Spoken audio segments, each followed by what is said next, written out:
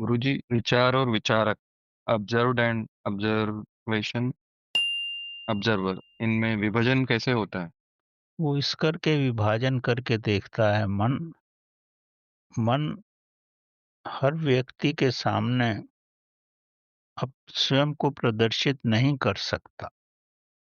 अगर हर व्यक्ति के सामने स्वयं को प्रदर्शित करेगा, वो जिसके सामने प्रदर्शित कर रहा है उसका इतना बुद्धि विवेक ही नहीं है, तो विचारक को वो गलत भी समझ सकता है और वो जिस रूप में उसका आदर करता है, वो आदर करना भी बंद कर सकता है या आदर अनादर में रूपांतरण हो सकता है।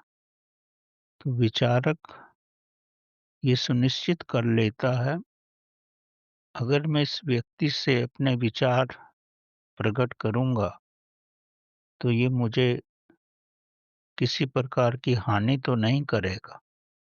अब जो व्यापारिक स्थल में अपने विचार व्यक्ति दूसरों के सामने नहीं रखते, उनको हमेशा ही भय रहता है कि मैं किसी भी रूप में इससे सलाह मशवरा करूं या अपने विचार बताऊं तो ये मेरे पे हावी हो सकता है या मेरे को नुकसान पहुंचा सकता है, मेरे व्यापार में नुकसान हो सकता है।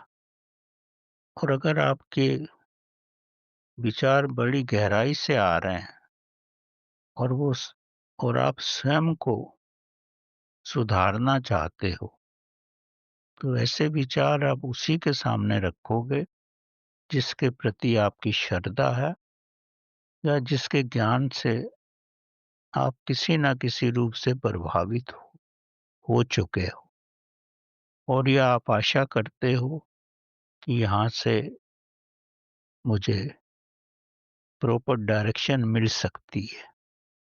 तो हर विचार आदमी हर व्यक्ति के सामने नहीं रखता। और बहुत सारे विचार आप अपनी धर्मपत्नी से छुपाते हो, अपने बच्चों से छुपाते हो, अपने माँ-बाप से छुपाते हो।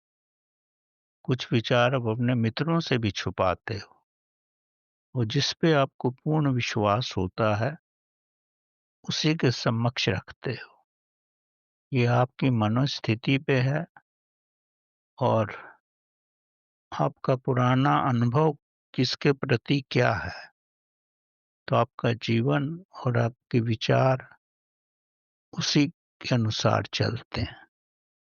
आप अपने मन में एक फ़िल्टर लगा के रखते हो और ये ज़रूरी भी है आज की परिस्थितियों में, क्योंकि कोई भी व्यक्ति आपको हानि भी पहुंचा सकता है।